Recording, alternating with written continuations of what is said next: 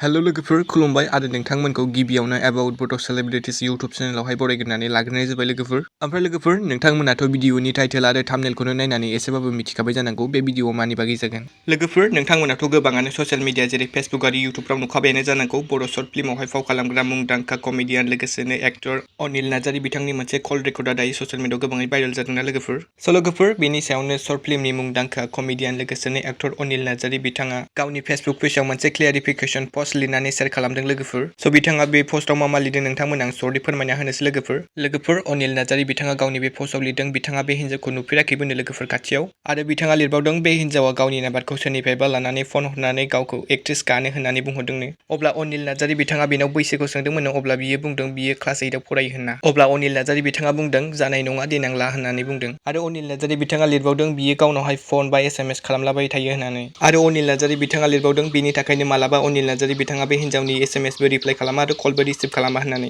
अब्ला बे हिन्जावा बुंहरोनो अनिलखौ बिदिनो बर'फोरना एसे नाम जाबाथाय लेभेल बारा जायो होननानै आरो अनिल नार्जारी बिथाङा लिरबावदों बिदि हरलाबाय थानायनि थाखायनो बिथाङा सानसेखालि बिथांनाव बे कल रेकर्ड नोंथांमोना खोनानाया बेखौहाय सोंहरदों होननानै बिथाङा गावनि बे पस्टआवहाय लिरदों। लोगोफोर नोंथांमोना गासैबो बिथांनि लिरनायखौ फरायजोबनो लुगैदोंबा नोंथांमोना अनिल के.आर. नार्जारी फेसबुक पेजआवहाय थांनानैहाय फरायहैनो हागोन लोगोफोर आरो आं बे भिडिअनि स्क्रिनावबो होनो हागोन नोंथांमोना बेयावबो फरायनो हागोन। ओमफ्राय लोगोफोर नोंथांमोननो बेखौ आं स्क्रिनशट खालामनानै आंनि WhatsApp पेजआवबो शेयार खालामहरगोन नोंथांमोना बेयावबो फरायनो हागोन। स' लोगोफोर नोंथांमोना आंखौ दासिमबो WhatsAppआव फल' खालामाखैबा नोंथांमोननो आं लिंकखौ डिसक्रिपसनाव आरो कमेन्ट बक्सआव फिनाव होनानै दोनगोन नोंथांमोना बेयाव थांनानै फल' खालामहैनो हागोन जाहाथे आं भिडिअ आपल'ड होनाय लोगो लोगो नोंथांमोना थाबैनो नुयो। स' लोगोफोर दिनैनि सर्ट आपडेटआ बेनोमोन नोंथांमोना भिडिअखौ नायना मोजां मोनदोंब्ला लाइक खालामबानो जाबाय आरो सोरबाफोर चेनेलाव गोदानै फैदोंब्ला साबस्क्राइब खालामना लाबानो जाबाय बेबायदिनो आपडेट्स भिडिअ मोनबाय थानो थाखाय। स' लोगोफोर दिनैनि भिडिअआ एसेनोसै गोजोन्थों एन्ड थेंक्स फर वाचिं।